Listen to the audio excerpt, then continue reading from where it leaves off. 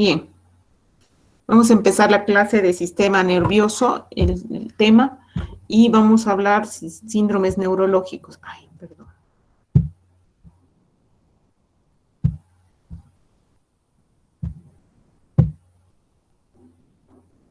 Bien. Recordar un poco cómo está organizado el sistema nervioso. Está organizado en dos partes, el sistema nervioso central y el sistema nervioso periférico. El sistema nervioso central a la vez está dividido en todo lo que incluye el encéfalo y la médula espinal. El encéfalo con las partes de cerebro, cerebelo, el tronco encefálico, y a su vez el tronco encefálico que está dividido entre el bulbo, la protuberancia y el mesencéfalo. Esta parte, digamos, es la parte en la que se procesa la información, en la que se generan, en la que llegan y se perciben la sensibilidad, las sensaciones, etc. Y el sistema nervioso periférico, que va a tener una parte somática y otra autonómica. La parte somática, que está formada por nervios espinales y raquídeos y que podemos dividirla en motora y sensitiva a la vez, ¿ya? Y la autonómica, que puede dividirse en la parte simpática y parasimpática.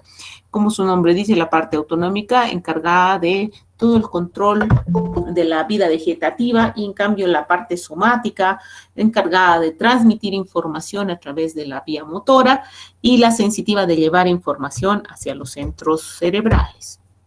Entonces aquí lo vemos esquemáticamente.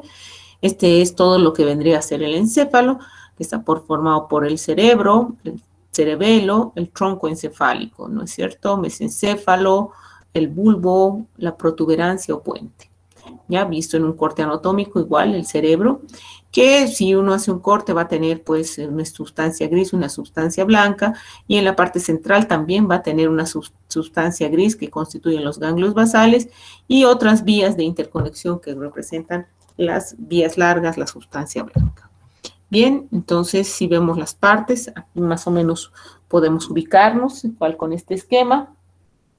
Vamos a tener la corteza cerebral, que viene a ser una capa que cubre la superficie cerebral y en la que se procesan todas las funciones cerebrales superiores, se procesa el lenguaje, las emociones, la sensibilidad, el tacto. Aquí están los núcleos neuronales y que sus axones van a formar la sustancia blanca.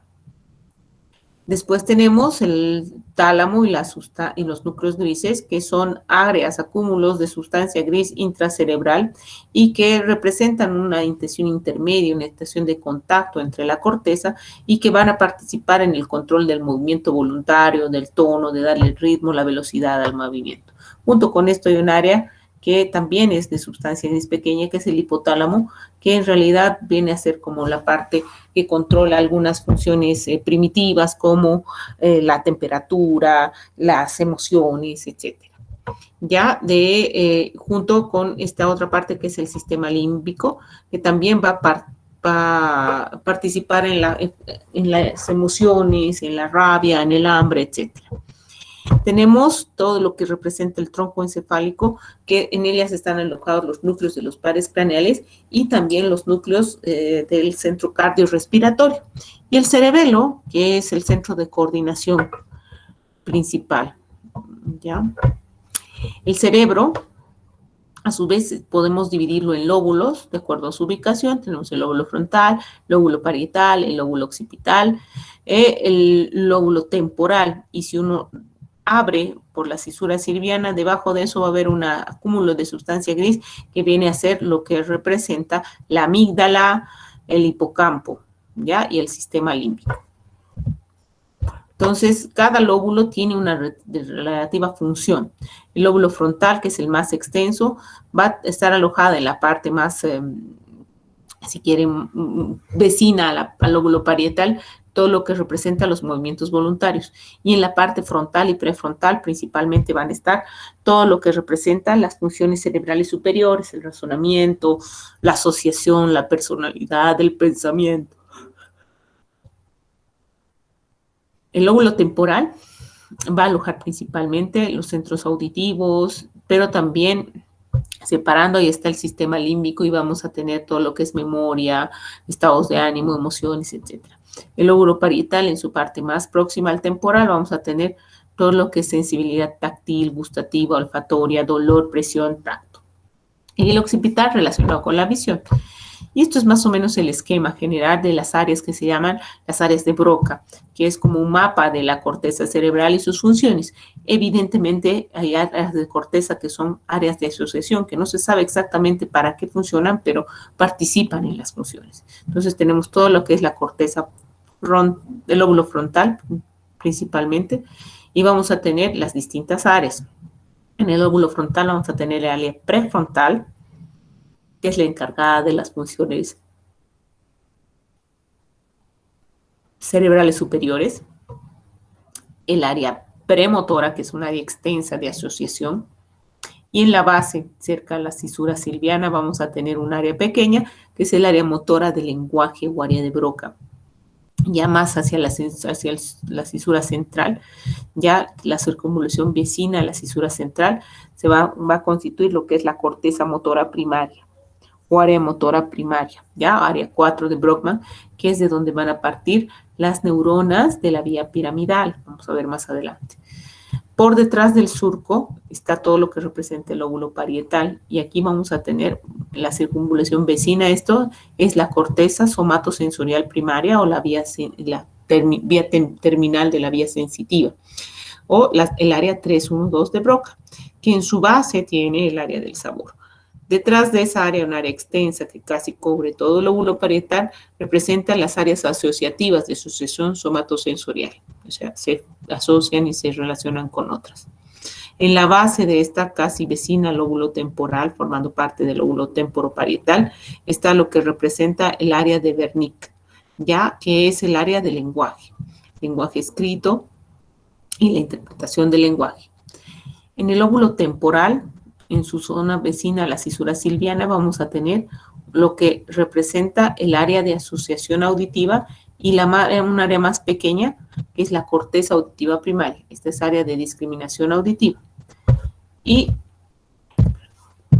en el lóbulo occipital vamos a tener lo que representa el área visual o la corteza visual, área visual primaria y área visual secundaria. ¿Ya? Bien, vamos a ir describiendo algunas vías. La que más nos interesa es la vía motora, obviamente, es la vía del control del movimiento voluntario. La vía motora va a tener una vía principal, que es la vía motora o cerebroespinal o vía piramidal.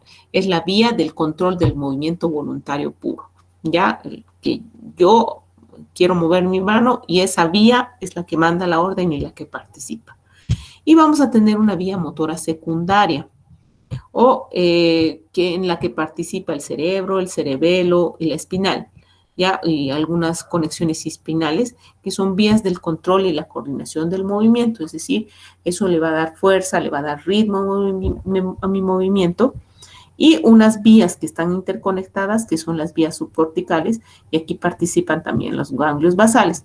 A toda esta vía, que no es la vía piramidal, se le llama la vía extrapiramidal, y es básicamente las conexiones entre el cerebelo, los ganglios basales, y constituyen las vías subcorticales. Entonces, aquí tenemos vías motoras, la principal piramidal, la secundaria, cerebroespinal, cerebelo, subcortical, a estas les llamamos extrapiramidales.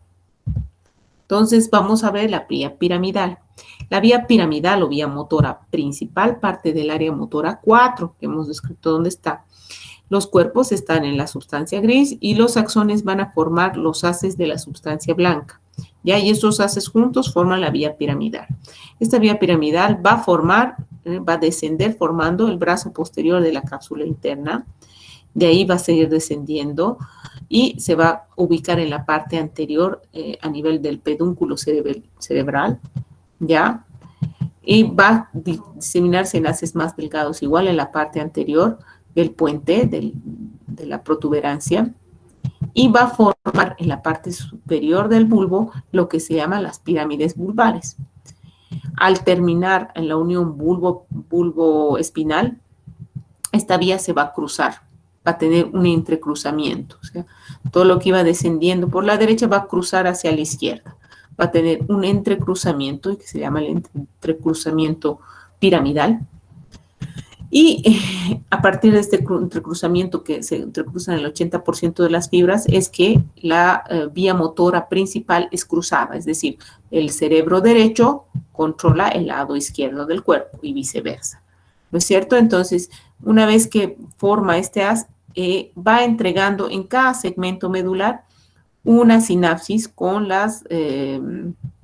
con la vía motora inferior, con la motoneurona inferior, con las neuronas alfas, en el hasta anterior de la médula se produce esta sinapsis y de esa, de la motoneurona inferior, va a salir la vía motora inferior o motoneurona inferior, que después va a terminar en el músculo.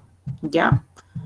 En la vía piramidal tiene un orden, una organización, que es el famoso homúnculo, ya en el cual las áreas que tienen más control motor están más representadas en la corteza. Por ejemplo, el dedo gordo tiene una representación cortical muy importante, la cara, las piernas no tanto, ya ese es el famoso homúnculo.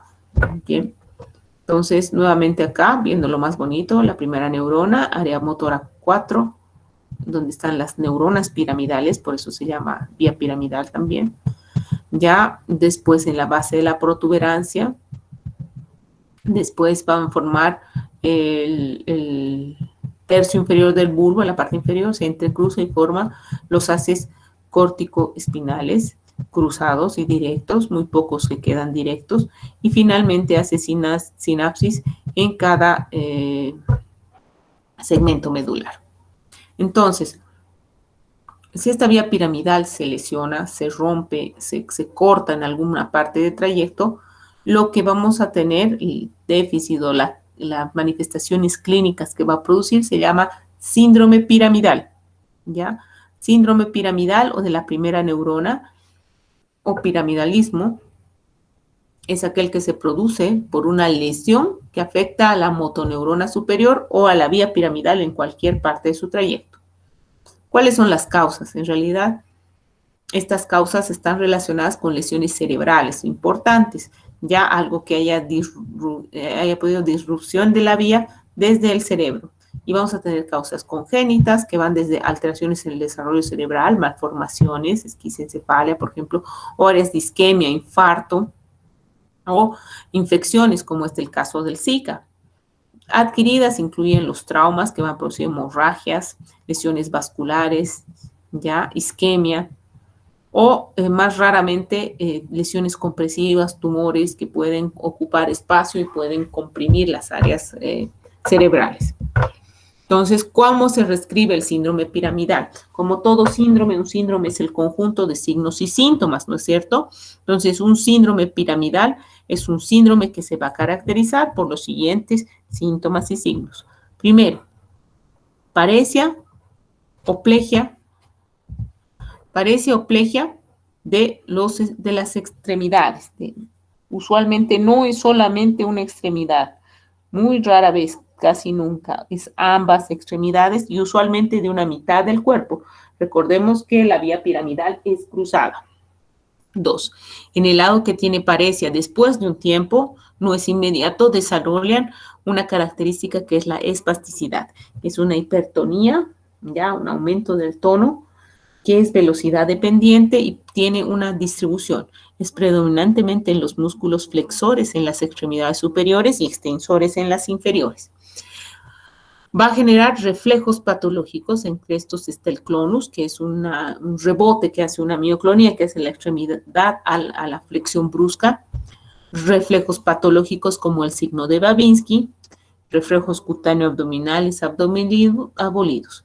En este caso, la atrofia muscular no es significativa, no es el primer síntoma, aparece más tardíamente. Entonces, características del síndrome piramidal: parálisis, que va a afectar a los movimientos voluntarios, que va a producir debilidad global de un hemicuerpo, ¿ya? O puede ser de ambos si la lesión es bilateral, pero muy rara vez produce lesión de una sola extremidad. Dependiendo la altura de la lesión, es que se producirá la afección. Si la lesión es a nivel del cerebro, la cápsula interna aquí, por ejemplo, el déficit va a ser de ambas extremidades, parte de la cara incluso, y va a ser simétrico, es decir, igual, pies y manos. ¿ya? Si ocurre más abajo en la protuberancia, acá ya genera acompañamiento de otros síntomas. El compromiso contralateral de pares craneanos, porque por aquí aparecen los nervios craneanos, en este caso el facial, el sexto paro. Ya si aparece acá, más abajo, en la base de la protuberancia, igualmente vas a tener un déficit de un hemicuerpo, pero contralateral, un compromiso de una hemicara, ya sensitivo, porque aquí está el trigémino. Y a medida que va bajando y llegando a la médula, pues vas a tener un compromiso, muy probablemente de acuerdo al nivel, un compromiso bilateral, una paraparesia o una, es muy alto, un compromiso de las 4 extremidades, ya que es cuadriparesia. Entonces, la espasticidad se va a ver de esta manera, ya que es una espasticidad predominantemente en los flexores, en los superiores, en los extensores, en los inferiores.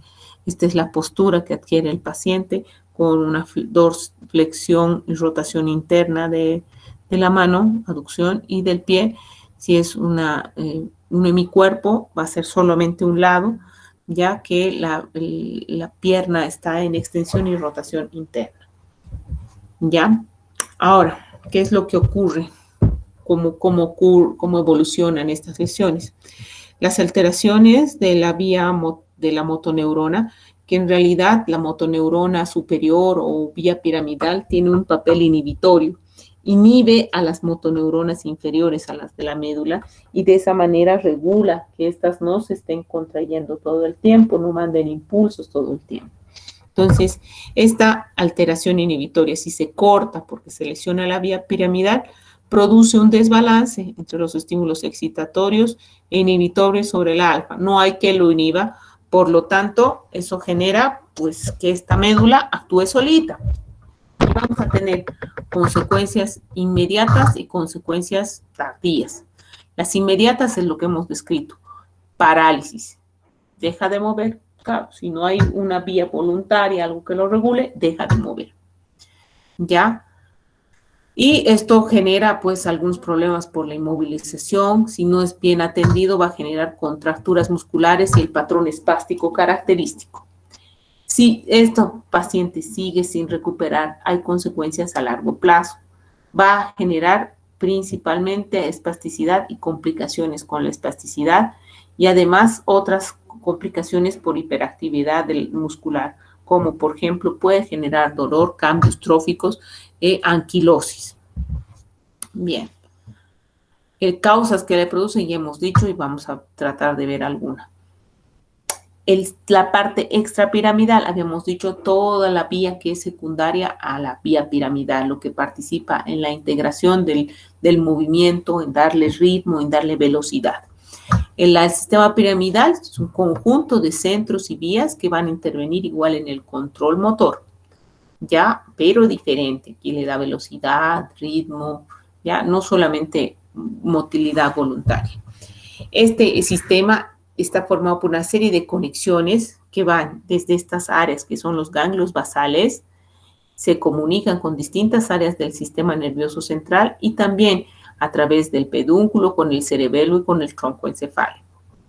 ¿Qué ganglios basales son los más importantes? El cuerpo estriado, que va a tener una parte putamen y otra caudado, el globus pallidus, ya la sustancia negra y el núcleo subtalámico. Son los que más se conocen. Entonces, aquí viéndolo en un corte, el cuerpo estriado, que tiene una parte de caudado y otra de putamen, ya el globo pálido, el núcleo subtalámico, que es algo poquito, y también la sustancia negra. Son básicamente eso, acúmulos de sustancia gris intracerebrales. Entonces, estos ganglios basales, a su vez, tienen conexiones entre ellos, entre mismos ganglios basales, y van a participar en el inicio, la amplitud, la rapidez de los movimientos. Se ha visto que las lesiones en los ganglios basales van a asociarse a dos cosas importantes: déficits motores, es decir, lentitud en los movimientos, bradicinesia, cicinesia, pérdida de reflejos posturales o, por otro lado, también pueden generar un aumento de la actividad motora, temblor, movimientos involuntarios. ¿Ya? Entonces, aquí lo vemos en un esquema. Vamos a tener el sistema extrapiramidal, que los núcleos más importantes está el núcleo caudado, el putamen, la sustancia negra, el núcleo subtamámico, el globus pálido que tiene una sustancia interna o externa. Nuevamente, aquí está el núcleo caudado, estos son los ventrículos, estos son los tálamos, esto es el globus pálidos, que tiene su parte interna y externa, y este es el putamen. ¿Ya? Más abajito, este de acá es el núcleo rojo, este es el núcleo subtalámico, y por acá está la sustancia negra. Entonces, como les decía, estos ganglios basales establecen complejas comunicaciones e interconexiones entre la corteza, entre los ganglios basales entre sí, entre el cerebelo. La verdad es que es difícil saberlos todos, no va al tema con ustedes, pero sí es importante saber algunas cosas. Por ejemplo, que la corteza cerebral ejerce un estímulo positivo a través del glutamato a los núcleos caudado y putamen, y este a su vez secreta GABA, que va a producir un estímulo negativo al globo pálido y a la sustancia negra. Por otro lado, la sustancia negra, y eso es importante, va a generar un neurotransmisor DOPA que produce un estímulo positivo al núcleo caudado y al putamen. Entonces, todo está interrelacionado entre sí y esto genera pues esta característica especial de que se pueda dar en las enfermedades extrapiramidales. ¿Ya? Entonces, si hay una alteración en estas conexiones, las disfunciones van a producir tres cosas. Trastornos en el movimiento, hemos dicho, porque puede aumentar el movimiento, producir movimientos involuntarios. Va a producir alteraciones en el tono y va a producir alteraciones en la postura del paciente. ¿Ya? Entonces, cualquiera de estos, los trastornos del movimiento, alteraciones del tono y la postura, los del movimiento van a incluir un grupo de enfermedades que van a estar caracterizadas por un exceso del movimiento, Ya esto puede ser la presencia de movimientos anormales o también puede ser que estos movimientos sean pobres o lentos. Dentro de esto está el síndrome rígido asinético. ¿Ya? Es un síndrome motor extrapiramidal en la cual hay una afección en el movimiento. Rígido, como dice su término, de rigidez, de contractura muscular, y asinético, de falta de movimiento. Entonces, es un síndrome que se va a caracterizar por rigidez muscular, asinesia, bradicinesia o hipocinesia, que es la lentitud en los movimientos, y no solamente en los movimientos voluntarios, sino también en el parpadeo, por ejemplo, en la escritura, etc. La presencia de temblor, como un movimiento normal, y la presencia de reflejos posturales alterados. El paciente tiende a no poder mantener el equilibrio y esto genera posturas anormales. Este síndrome rígido akinético es característico del síndrome de Parkinson, que vamos a ver más adelante. El otro grupo de trastornos del movimiento incluye lo que se llama las disquinesias o el síndrome disquinético. Disquinesia son las alteraciones en el movimiento. Son alteraciones en el movimiento voluntario usualmente. Y vamos a tener el temblor, que puede ser un temblor de reposo, postural o de intención. La corea, que es la presencia de movimientos anormales, principalmente proximales, que son como bruscos, como torpes. El valismo es igual a una alteración de movimientos voluntarios proximales, pero mucho más torpes y usualmente pueden circunscribirse a una extremidad.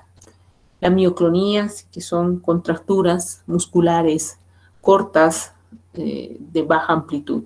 Los tics, que representan movimientos anormales semivoluntarios, en el cual existe un movimiento periódico en respuesta a generalmente un estrés emocional.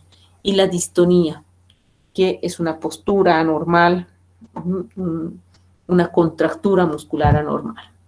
Entonces, ¿de dónde viene cada uno de los síntomas? Así más o menos, a grosso modo, la corea viene por alteración del putamen, y el cual no puede interactuar adecuadamente con los otros, con el globo pálido y con la corteza.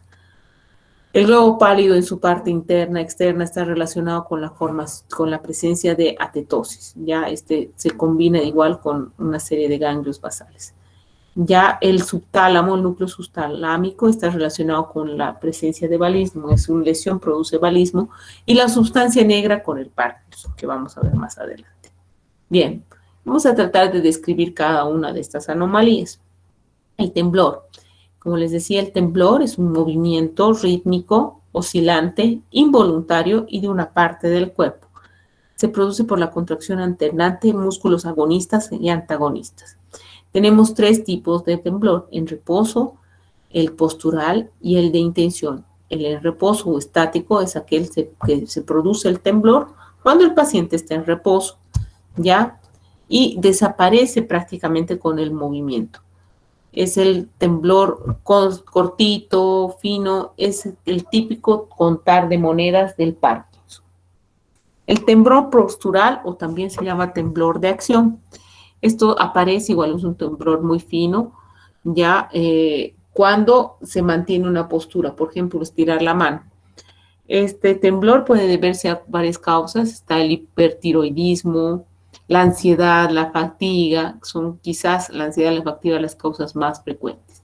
Usualmente es benigno. Puede existir casos familiares, es decir, de herencia.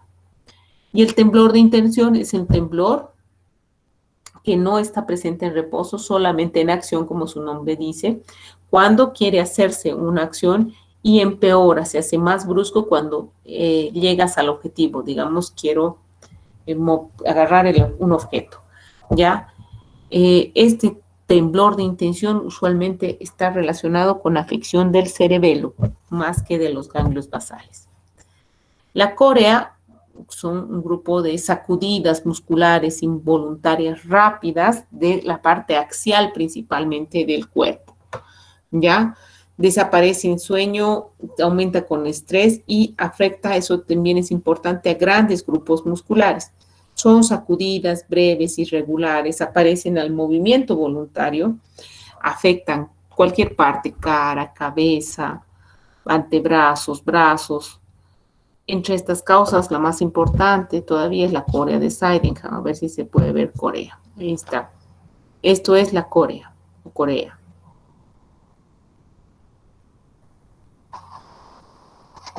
Son movimientos ondulantes, involuntarios.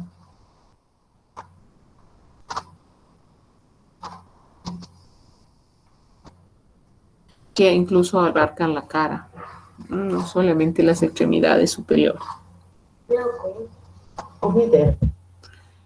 El balismo es otro tipo de movimiento normal, un poco más brusco, más torpe que la corea. Aparece usualmente en un solo segmento muscular. Este es un balismo, un lado. Cada 8 horas. ¿Sí? Haloperidol intramuscular 5 miligramos. Más torpe, más brusco. ¿No? IM. ¿Sí? IM cada 8 horas. ¿Ya? Las mioclonías. Igual son contracciones breves, repentinas, y usualmente producen como una descarga neuronal. Ya pueden ser distintos tipos. Hay mioclonías espontáneas, hay otras reflejas y otras de acción. Aquí vamos a ver una mioclonía.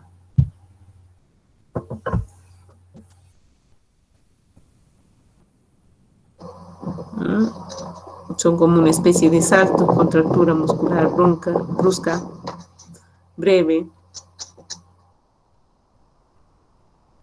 Eso es una mioclonía. Bien. El otro gran grupo de problemas extrapiramidales es la alteración del tono. El aumento del tono también está presente generalmente, a veces vienen combinados con las alteraciones del movimiento. La alteración del tono usualmente le vamos a llamar rigidez. La rigidez es la típica de la alteración extrapiramidal. es una resistencia al desplazamiento pasivo de un segmento corporal. Ya no tiene un patrón característico como la espasticidad, sino la extremidad está dura, está hipertónica. Dentro del temblor tenemos lo que se llama, dentro de la alteración del tono, tenemos lo que se llama el fenómeno de la rueda dentada. ¿Qué es esto? Al extender pasivamente el miembro superior, vas a encontrar resistencia porque hay una hipertonía. Pero esta hipertonía, cuando hace un poco más de fuerza, vence y ahí vas a sentir como que si estuvieras yendo sobre una rueda con dientes, una rueda con engrane. Al soltar, queda en la posición. Y eso se habla de que este fenómeno de la rueda dentada es la combinación de hipertonía, parálisis, hipertonía sobre todo, y mioclonía, ¿no? Temblor más específico. La distonía es otra alteración del tono. Es un trastorno del tono y del movimiento caracterizado por una contracción brusca, sostenida, a veces intermitente de un segmento del cuerpo, ¿ya? O ambos. Esta hipertonía, distonía empeora con actos voluntarios. O sea, yo quiero agarrar un lápiz y voy a hacer una serie de movimientos compensatorios, ¿ya? Aquí vamos a ver algunas distonías. Esta es una distonía cervical. Ya intenta, pero el cuello queda ahí.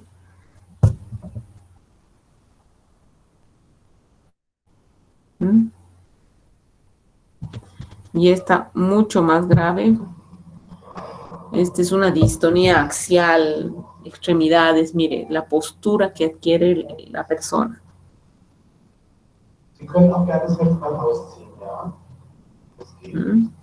Es bastante funcional, pero la distonía es severísima. Eine Möglichkeit, in einer Bewegung, die Sie machen, dass Sie etwas besser die Ausrichtung bekommen? Bien.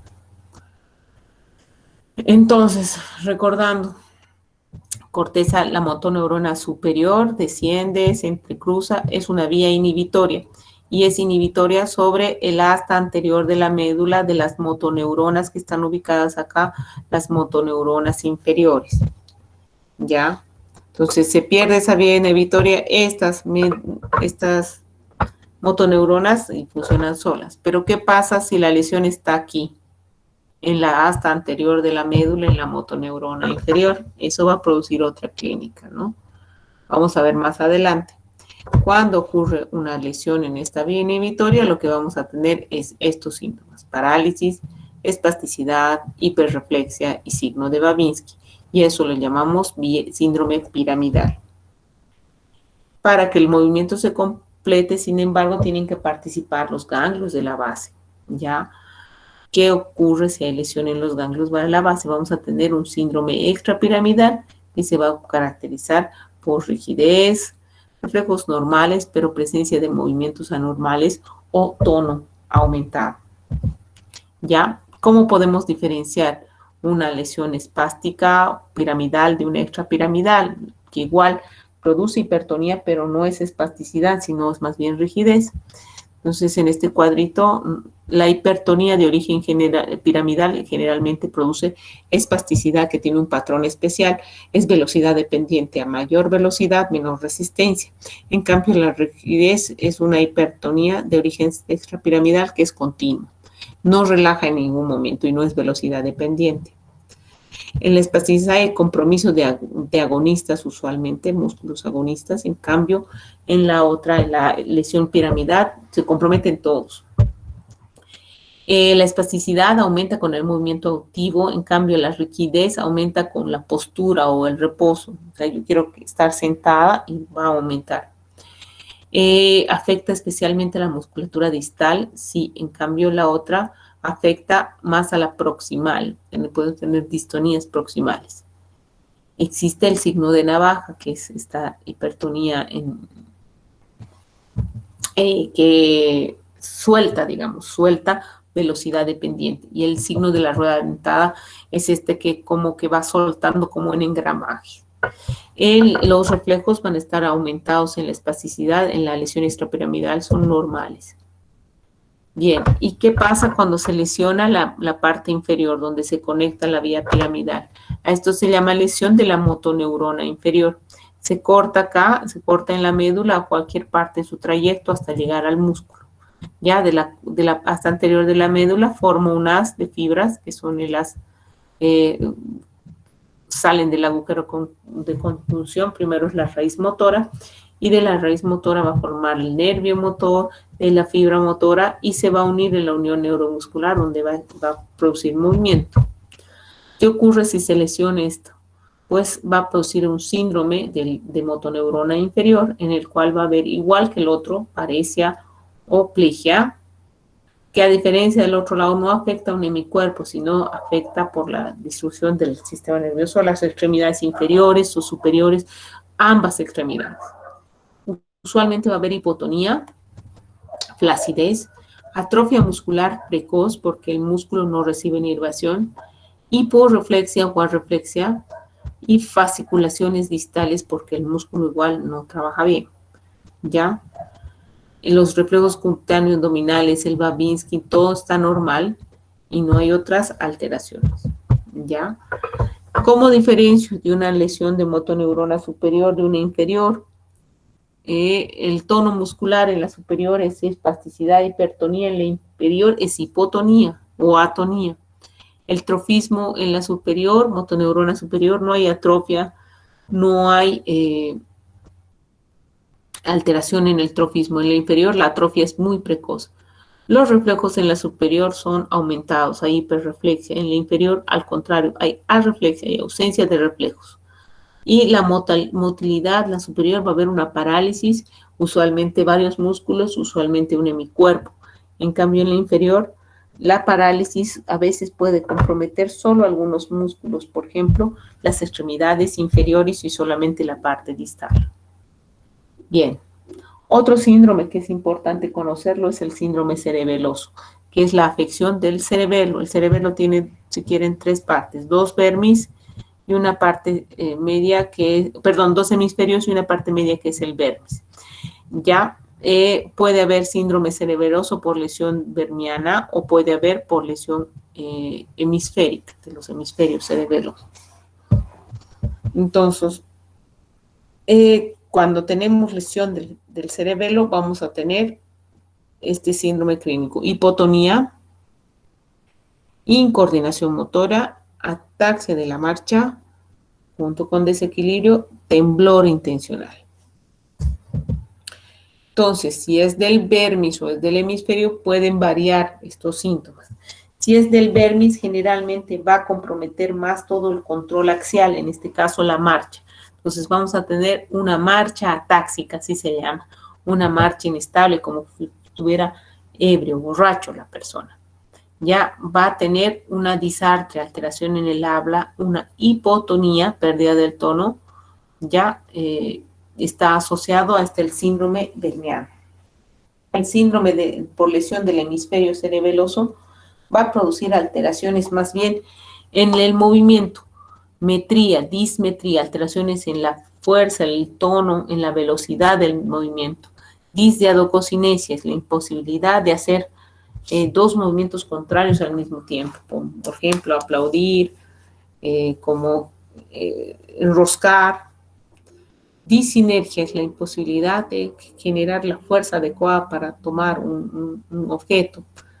Temblor de intención, y la ataxia casi no es tan llamativa, es más el problema de motor, del movimiento en el hemisferio. Entonces aquí vamos a ver una marcha atáxica, que es una marcha típica con aumento de la base de sustentación. ¿Ya? Esto se puede ver pidiéndole al paciente que haga una marcha en tándem, que es un pie delante del otro. Y ahí lo que se ve es que pues aumenta la base de sustentación, ya no tiene equilibrio, Y a veces puede hacer dar pasos atrás, adelante y formar como una estrella. Este es el temblor de cerebro. Miren, ahí no tiene ningún temblor. Coordinación normal.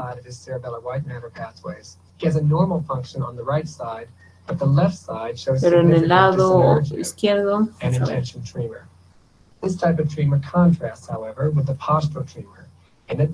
ya, ahí ve el temblor.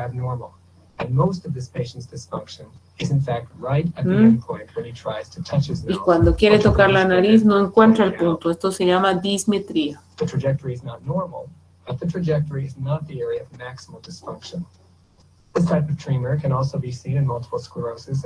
Esto es una lesión hemisférica cerebelosa. Y por último, un síndrome que, bueno, en realidad no tiene mucho de motor, pero sí es un síndrome que hay que saber reconocerlo porque es una emergencia. Es el síndrome de hipertensión endocraniana, que se relaciona a que hay un aumento de la presión dentro del cerebro y eso usualmente puede ser que aumenta algo de su contenido, porque el continente, o sea, el cráneo no aumenta, entonces algo del contenido.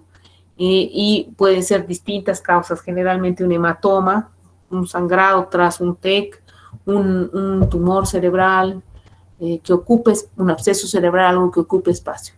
Los síntomas clásicos de hipertensión incluyen la cefalea, generalmente cefalea intensa, muy intensa, vómitos explosivos básicamente, y al examen clínico edema de papila.